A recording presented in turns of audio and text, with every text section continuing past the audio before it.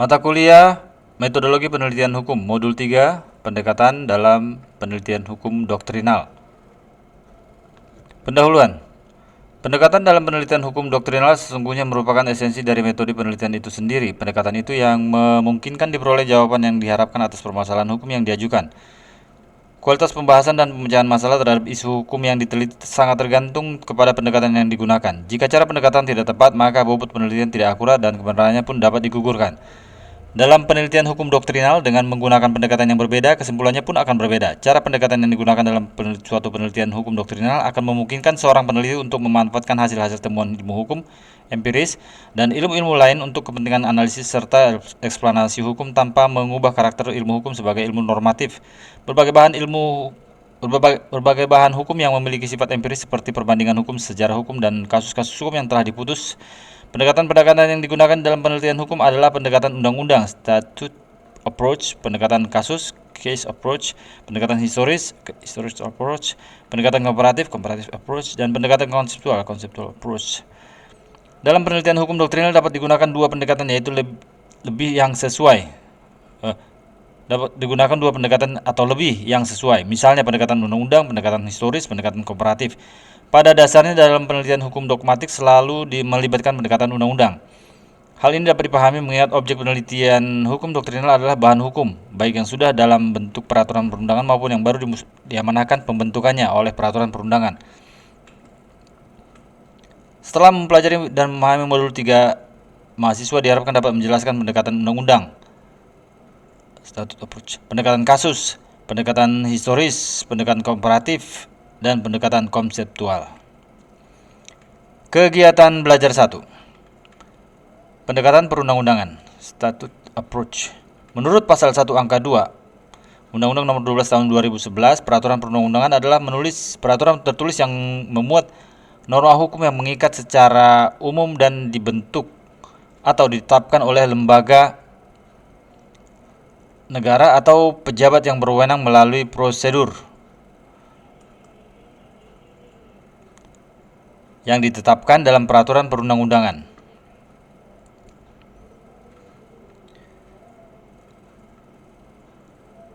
Dari pengertian tersebut, secara singkat dapat dikatakan bahwa yang dimaksud dengan statut berupa legislasi dan regulasi. Jika demikian, pendekatan peraturan perundang-undangan adalah pendekatan dengan menggunakan legislasi dan regulasi. Produk yang merupakan basic atau decree, yaitu suatu keputusan yang diterbitkan oleh pejabat administrasi yang bersifat konkret dan khusus, misalnya keputusan presiden, keputusan menteri, keputusan bupati, keputusan suatu badan tertentu. Pendekatan perundang-undangan, statute approach, dilakukan dengan menelaah semua undang-undang dan regulasi yang terkait dengan masalah atau isu hukum yang sedang ditangani. Bagi penelitian untuk kegiatan praktis, pendekatan perundang-undangan ini akan mengkaji adakah konsistensi dan kesesuaian antara suatu undang-undang dengan undang-undang lainnya, atau antara undang-undang dan undang-undang dasar, atau antara regulasi dan undang-undang. Hasil dari telah tersebut merupakan suatu argumen untuk memecah masalah atau isu hukum yang dihadapi. Bagi penelitian untuk kegiatan akademis, peneliti perlu mencari rasio legis dari dasar ontologis lahirnya undang-undang tersebut. Dengan mempelajari rasio legis dan dasar ontologis suatu undang-undang, peneliti sebenarnya mampu menangkap kandungan filosofi yang ada di belakang undang-undang itu. Memahami kandungan filosofi yang ada di belakang undang-undang itu, peneliti tersebut akan dapat menyimpulkan mengenai ada tidaknya benturan filosofis antara undang-undang dengan isu yang dihadapi. Dalam metode pendekatan perundang-undangan, peneliti perlu memahami hierarki, asas-asas dalam peraturan perundang-undangan, materi muatan undang-undang, dan interpretasi sebagai berikut. A. Hierarki peraturan perundang-undangan. Konsep hierarki norma hukum merujuk pada pandangan Hans Kelsen dengan teori hierarki norma hukum, Steupenbauer Theory. Menurut Hans Kelsen, tatanan hukum merupakan suatu tatanan urutan norma-norma dari tingkatan-tingkatan yang berbeda. Kesatuan norma-norma ini ditujukan oleh fakta bahwa pembentukan norma yang lebih rendah ditentukan oleh norma yang lebih tinggi, yang pembentukannya ditentukan oleh norma lain yang lebih tinggi lagi. Rangkaian proses pembentukan hukum ini diakhiri oleh suatu norma dasar tertinggi. Norma dasar merupakan norma yang validitasnya tidak dapat diperoleh dari norma lain yang lebih tinggi. Semua norma yang validitasnya dapat ditelusuri ke satu norma dasar yang sama membentuk suatu sistem norma atau suatu tatanan norma. Norma dasar yang menjadi sumber utama ini merupakan pengikat di antara semua norma-norma yang berbeda-beda yang membentuk suatu tatanan norma. bahwa suatu norma termasuk ke dalam sistem norma tertentu, ke dalam tatanan normatif tertentu dapat diuji hanya dengan mengkonfirmasikan bahwa norma tersebut memperoleh validitasnya dari norma dasar yang membentuk tatanan norma tersebut. Stupenbau des Rechts diilhami oleh Adolf Merkel, murid Hans Kelsen, yang mengatakan suatu norma hukum ke atas bersumber pada norma yang di atasnya, tetapi ke bawah ia menjadi sumber bagi norma di bawahnya. Konsekuensinya, masa berlaku norma hukum tergantung pada norma hukum yang berada di atasnya, sehingga apabila norma hukum yang berada di atasnya dicabut atau dihapus, maka norma-norma hukum yang di bawahnya tercabut atau terhapus pula. Teori Hans Kelsen dikembangkan oleh muridnya Hans Nawiaski, yang menyatakan bahwa selain berlapis-lapis dan berjenjang-jenjang, norma hukum juga dapat dikelompokkan menjadi 4 kelompok besar, yaitu norma fundamental negara, Staatsfundamental Norm, aturan dasar pokok negara, Staatsgrundgesetz, undang-undang formal, Formel Gesetz, aturan pelaksana dan aturan otonom, Verordnung dan Autonomsatzung. Berdasarkan teori Hans Nawiaski tersebut, A. Hamid S. At-Tamimi membandingkannya dengan teori Hans Kelsen dan menerapkannya pada struktur dan tata hukum di Indonesia.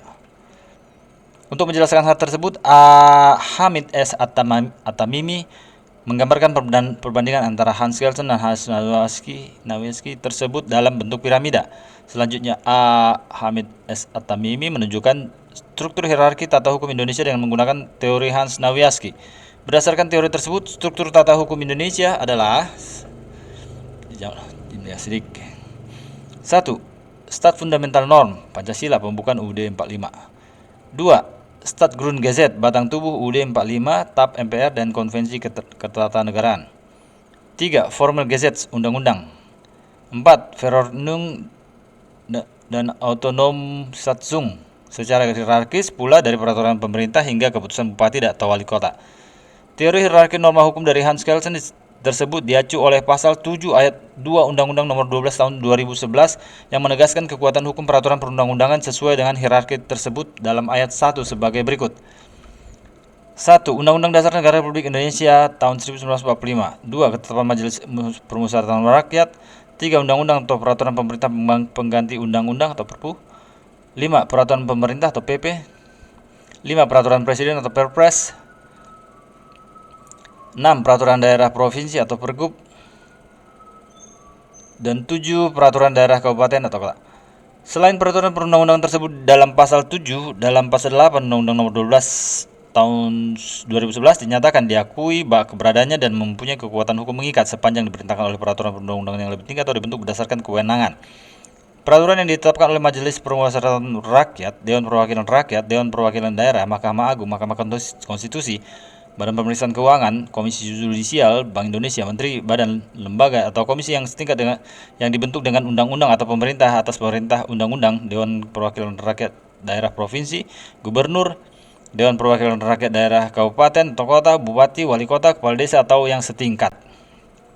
Apabila dilihat sekilas, bunyi penjelasan tersebut yang dikaitkan dengan pasal 7 Undang-Undang Nomor 12 Tahun 2011, seakan-akan kedudukan peraturan MPR, Mahkamah Agung, dan organ negara lainnya secara hierarki berada di bawah peraturan daerah. Akan tetapi apabila dicermati bunyi ketentuan pasal 8, akan terlihat bahwa peraturan yang dibuat oleh organ negara tersebut tidak lebih rendah dari peraturan daerah. Hal itu bergantung kepada diperintahkan oleh peraturan perundang-undangan yang mana. Jika diperintahkan oleh Undang-Undang Peraturan Bank Indonesia misalnya, dapat dikatakan setingkat dengan peraturan pemerintah karena sama-sama diperintahkan oleh undang-undang sehingga merupakan regulation. Sebaliknya, apabila diperintahkan oleh peraturan pemerintah, peraturan Bank Indonesia berada di bawah peraturan pemerintah dan dalam hal ini merupakan delegated regulation. Dengan demikian, bukan lembaga yang menerbitkan peraturan perundangan itu yang menentukan kedudukannya, melainkan peraturan perundang-undangan yang mana yang memerintahkan, yang menentukan kedudukan peraturan perundang-undangan dalam hierarki peraturan perundang-undangan Republik Indonesia. B. Asas perundang-undangan. Menurut Purnadi Purbacaraka dan Surjono Sukanto, ada 6 asas perundang-undangan sebagai berikut.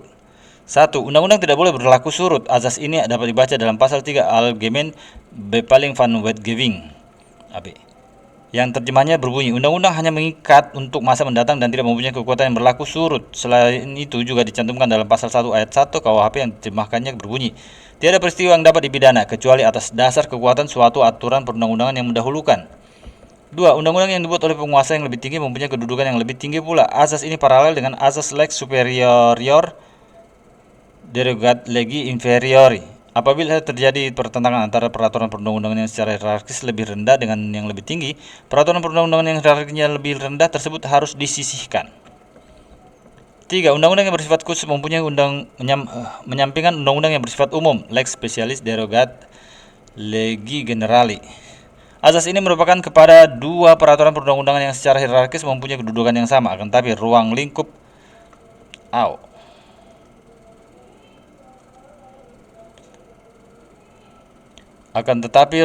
lingkup materi muatan antara kedua peraturan perundang-undangan itu tidak sama, yaitu yang satu merupakan pengaturan secara khusus dari yang lain. 4. Undang-undang yang berlaku belakangan membatalkan undang-undang yang berlaku terdahulu, lex posterior derogat legi priori. 5. Undang-undang tidak dapat diganggu-gugat. 6. Undang-undang sebagai sarana untuk semaksimal mungkin dapat mencapai kesejahteraan spiritual dan material bagi masyarakat maupun individu melalui pembaruan atau pelestarian. Asas Welfarestaat. C. Materi muatan undang-undang dan interpretasi. Menurut Peter Mahmud Marzuki dalam pendekatan perundang-undangan peneliti bukan saja melihat kepada bentuk peraturan perundang-undangan saja, melainkan juga menelaah materi muatannya. Perlu kiranya peneliti mempelajari dasar ontologi. Ontologi merupakan dasar alasan adanya lahirnya undang-undang, landasan filosofi undang-undang, dan rasio legis dari ketentuan undang-undang. Dikemukakan di sini bahwa yang perlu ditelaah adalah dasar ontologis, filosofis, dan rasio legis undang-undang, bukan bentuk peraturan perundang-undangan lainnya, karena undang-undang yang dibuat oleh wakil-wakil rakyat yang diandaikan dibuat oleh rakyat, sedangkan regulasi tidak lain daripada pendelegasian apa yang dikehendaki oleh rakyat. Untuk memahami dasar ontologis undang-undang perlu diacu latar belakang lahirnya undang-undang tertentu yang bisa diketahui dari naskah dari akademiknya dan risalah pembahasannya di parlemen. Di dalam naskah akademis dan risalah pembahasannya di parlemen dapat ditemukan landasan filosofis dan dasar ontologis dibutuhkannya undang-undang itu dan undang-undang negara lain tentang hal yang sama. Selanjutnya, mengenai rasio legis dari suatu ketentuan undang-undang juga perlu ditelaah. Jika dasar ontologis dan landasan filosofis berkaitan dengan suatu undang-undang secara keseluruhan, rasio legis berkenaan dengan salah satu ketentuan dari suatu undang-undang yang diacu dalam menjawab isu hukum yang dihadapi peneliti. Rasio legis secara sederhana dapat diartikan alasan mengapa ada ketentuan itu. Membahas rasio legis suatu ketentuan undang-undang tidak dapat terlepas dari dasar ontologis dan landasan filosofis undang-undang yang memuat ketentuan itu. Untuk membahas rasio legis perlu juga dia ajaran interpretasi atau penafsiran. Hal itu disebabkan tidak semua teks undang-undang jelas. Menurut von Savigny, interpretasi merupakan suatu rekonstruksi buah pikiran yang tak terungkap di dalam undang-undang. Ia menyatakan, bahasa Belanda lagi. Dieses Gesetz, in dem man sich in Gedanken auf dem Standpunkt des Gesetzgebers versetzt und dies Radicate in sich künstlich wiederholt. Also dann Gesetz in ihrem Denken von neuem entstehen lässt. Terjemahannya, hal ini berlaku dengan cara menyerap pandangan pembentuk undang-undang dan aktivitas ini tampaknya terjadi berulang-ulang. Apa sih? Hal ini berlaku dengan cara menyerap pandangan pembentuk undang-undang dan aktivitas ini tampaknya terjadi berulang-ulang.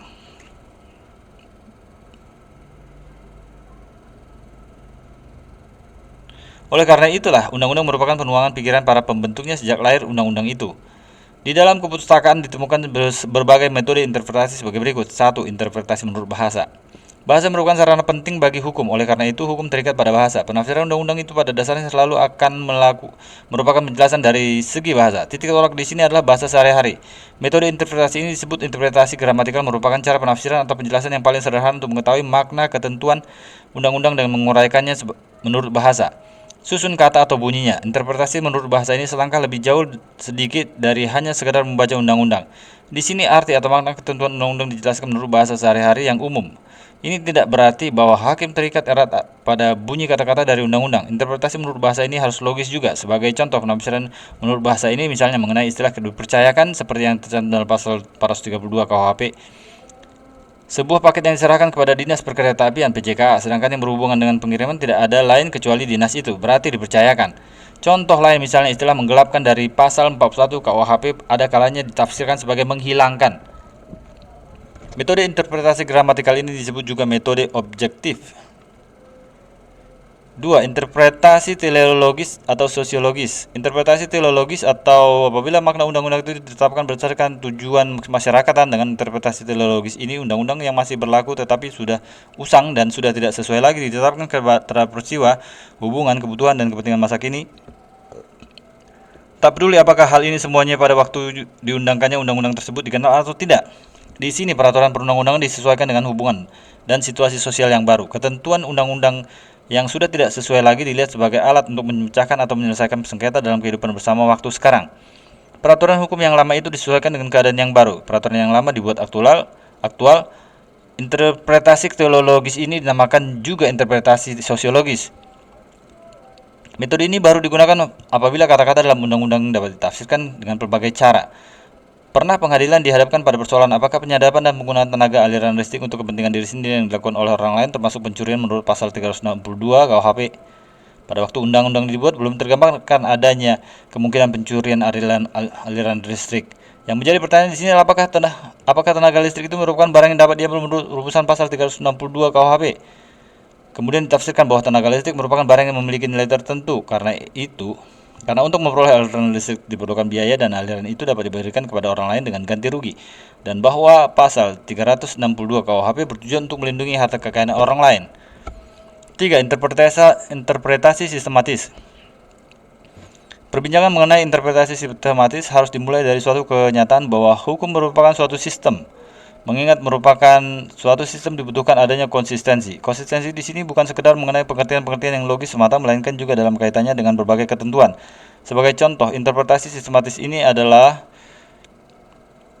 putusan Mahkamah Agung RI Reg nomor 2147 K PID 1988 yang menetapkan bahwa perkawinan secara Islam tanpa pencatatan adalah sah. Khususnya bermula dari terdakwa, seorang pria yang masih berstatus kawin telah melangsungkan perkawinan lagi dengan wanita lain tanpa seizin istrinya. Oleh jaksa terdakwa dikenai pasal 279 ayat 1 KUHP berbunyi, diancam dengan pidana penjara paling lama 5 tahun barang siapa mengadakan perkawinan padahal ia mengetahui bahwa perkawinan atau perkawinannya yang telah ada menjadi penghalang yang sah untuk itu. Sebaliknya, pasal 279 KUHP 279 KUHP hanya berlaku bagi mereka yang tunduk kepada pasal 27 BW yang berbunyi, pada waktu yang sama, seorang laki-laki hanya boleh terikat oleh perkawinan dengan satu orang perempuan saja. Akan tetapi, Pengadilan Negeri Balai Bandung melakukan interpretasi sistematis dan mengaitkannya dengan asas monogami yang dianut oleh Undang-Undang Nomor 1 Tahun 1974 tentang perkawinan. Oleh karena itulah pasal 27 BW juga berlaku bagi mereka yang tidak tunduk kepada BW. Artinya, ketentuan pasal 279 KUHP juga berlaku bagi mereka yang tidak tunduk kepada BW.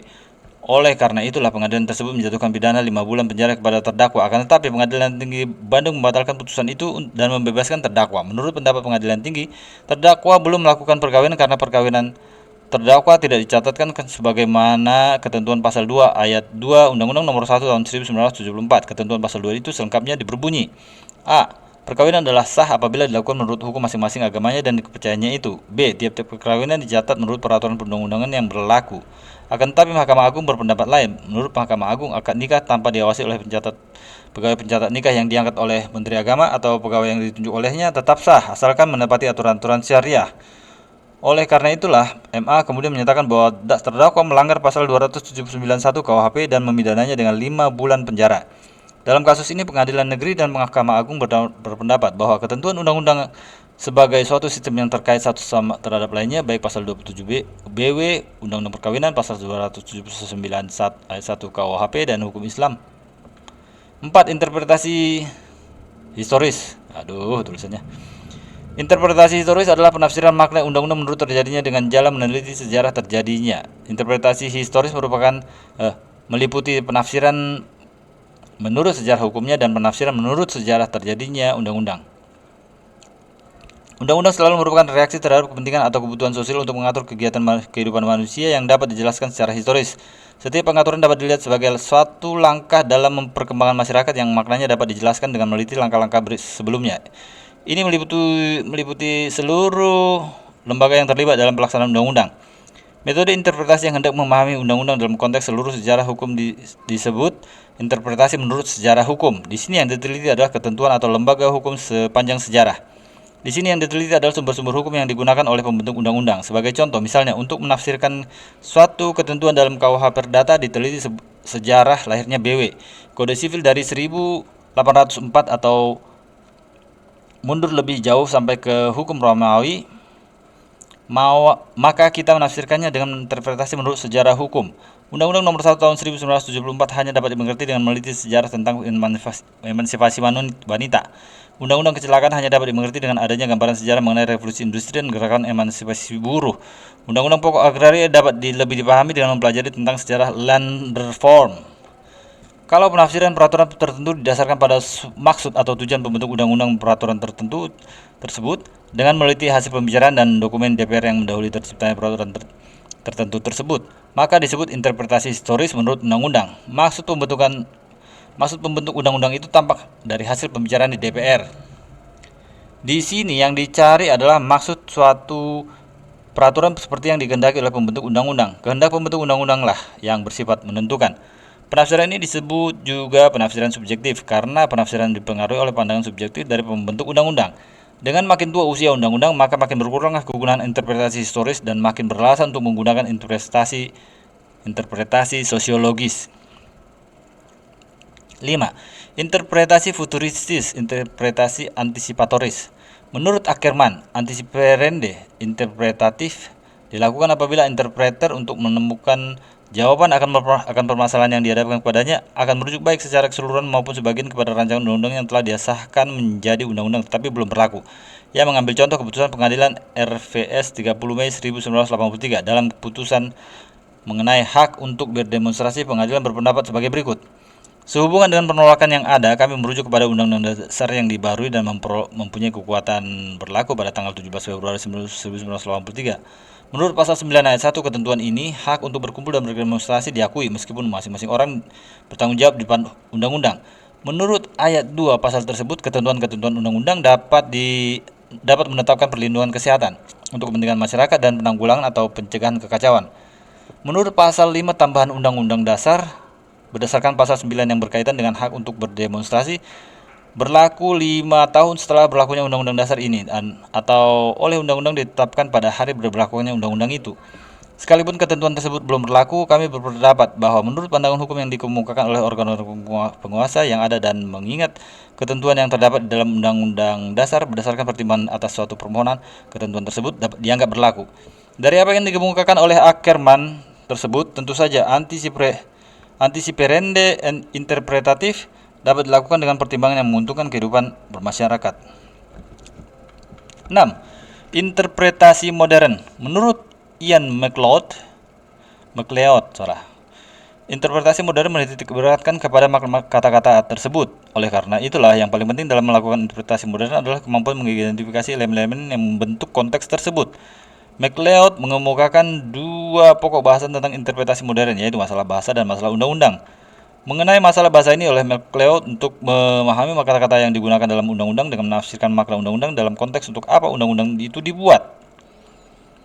Mengenai hal tersebut, MacLeod mengemukakan Attorney General's Reference nomor 1 tahun 1988 kepada The House of Lords yang harus memutuskan apakah seseorang yang memperoleh informasi dapat berusaha mendapatkannya dapat dikatakan sebagai obtained informasi dalam kerangka Company Securities Act 1985, yaitu sebagai suatu tindakan insider dealing. Dalam bahasa pasar modal sering dikali juga disebut sebagai insider trading, dan dalam Undang-Undang Nomor 8 Tahun 1995 tentang pasar modal insider trading diterjemahkan dengan perdagangan orang dalam sebagai tertuang di dalam pasal 95, 96, dan 97. Ternyata di House of Lords menyatakan ya atas dasar bahwa di dalam konteks undang-undang yang dibahas ini, parlemen harusnya bermaksud memberi arti luas kepada kata obtained yang akibatnya kata tersebut sama dengan received.